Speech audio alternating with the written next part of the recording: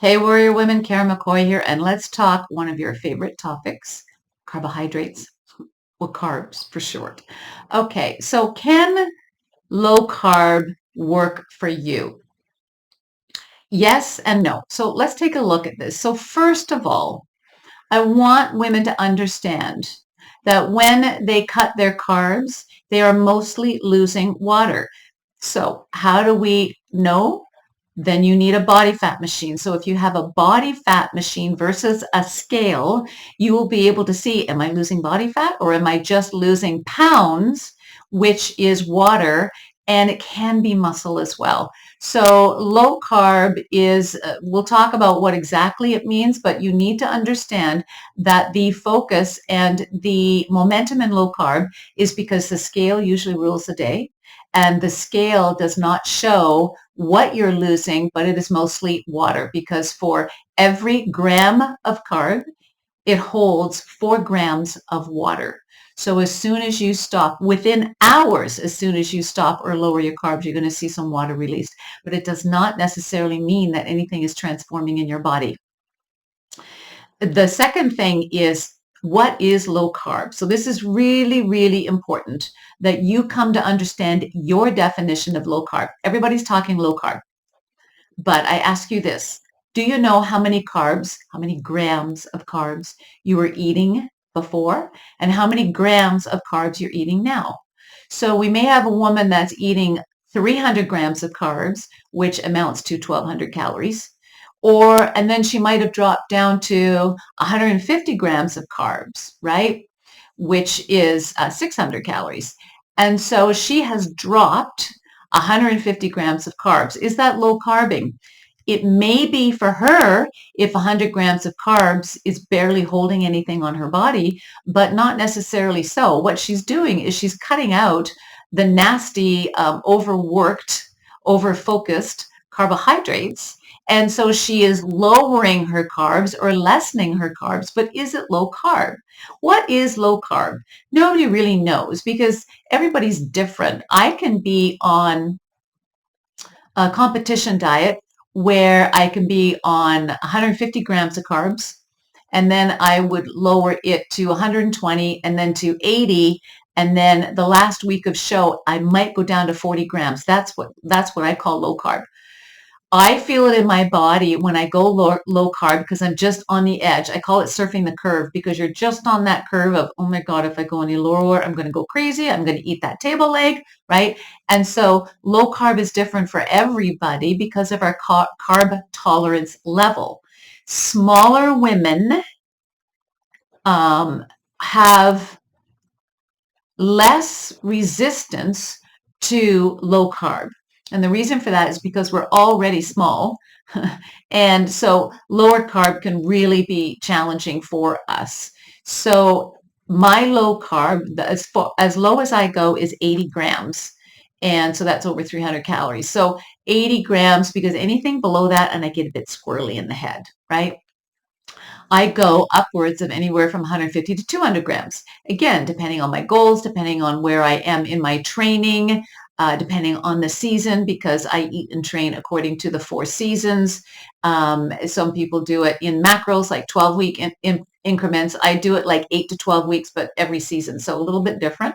But my body changes according to mostly my activity level, and that changes throughout the year. So low carb is really about finding where that place is where you can, if your weight loss is your challenge, then you can start losing weight 1 to 2 pounds a week only, because anything faster is usually water, and it can also be muscle, which is what you don't want. So low carb is a misnomer. A lot of women say, well, I'm low carbing it. And what they actually mean is, I'm not eating shitty food anymore, or I'm not eating pizza, I'm not eating bread, or I'm not eating potatoes, or whatever it happens to be. So you could call it the no potatoes diet rather than a low carb diet. So it's really important that you get clear on how many grams of carbs were you eating, and then where do you want to get to. And so the carbohydrates I would lower slowly. Again, I can't go into it in this short video because everybody's so different. And I can only use my body as reference where I say I'm anywhere from 80 to 150 grams of carbs, depending on my goals. My weight doesn't really change much. It really just depends on what my training goals are. Also, good satiety levels and my hormonal shifts, my leptin, ghrelin, my cortisol, insulin, all that kind of stuff. It all matters. But what really matters is that you get real around defining what low carb is and not to be in fear of carbs because you can't lose weight and you can't build muscle and you can't build a strong metabolism and you can't build a strong immune system without your carbohydrates. So what does low carb mean to you? So find that place and look at your carbohydrates. And of course, we should make the majority of our carbohydrates man-made or man-made. Let's bleep that one out. Should be non-man-made, should be naturally from Mother Nature. And so what does that mean? Well, if you can't pick it or pluck it, hunt it or fish it, it's not a whole food. So do you find a protein bar in nature? No, you do not. So we don't eat protein bars. I know this is going to shock a lot of people because we're in that, whoa, I get to eat a bar because it's a protein bar. The protein is not very valuable, guys, okay, because it's not coming from a great source. It's coming from some kind of a soy or some kind of combination of whatever, oats or beans or millets or whatever.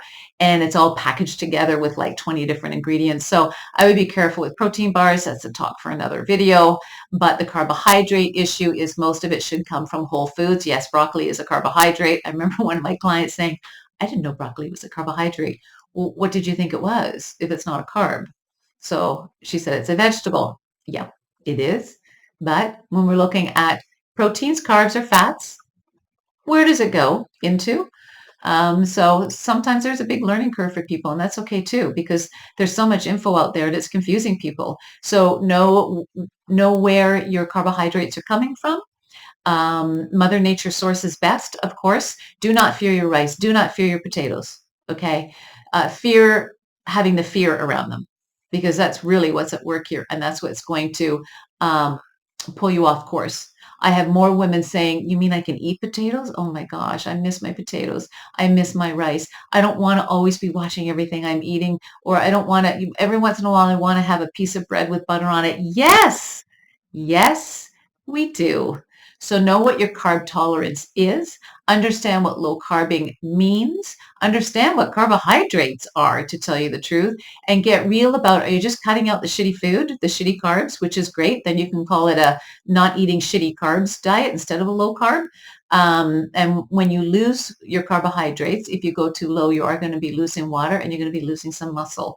And for older women like us, women over 40, it can be very deleterious. It can be not supportive in looking lean and strong and healthy moving forward. Because when you lose your muscle, you lose your tone, you lose your energy, you lose your vitality, and you age, in my view, you age faster.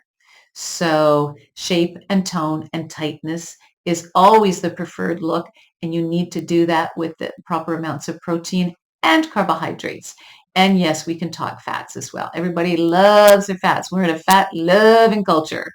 Um, but again, we need to be careful with how much fat we're consuming and from what sources as well.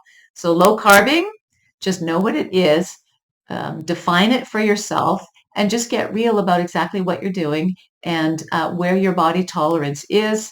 For most women that I work with, the low carb, or sorry, the carbohydrate amounts are usually, it can be anywhere from 80, which is pretty low, to, I would say, 200 grams.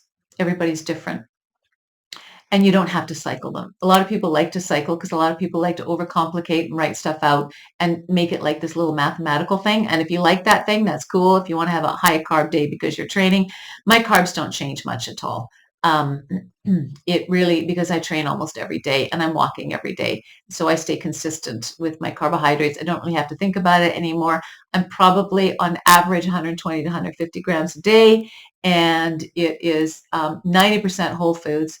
Every now and again, I'll have a crumpet, or I'll have once a week, I have a nice big fat muffin from Whole Foods, which I love. And that is my treat for the week. One muffin. Yes.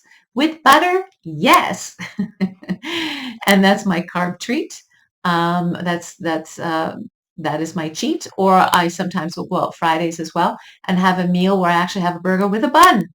And that's also my cheat meal, which, or whatever you want to call it. People don't like the word cheat. That's fine. If you don't like the word cheat, call it whatever you want. I call it cheat, and I'm good with it.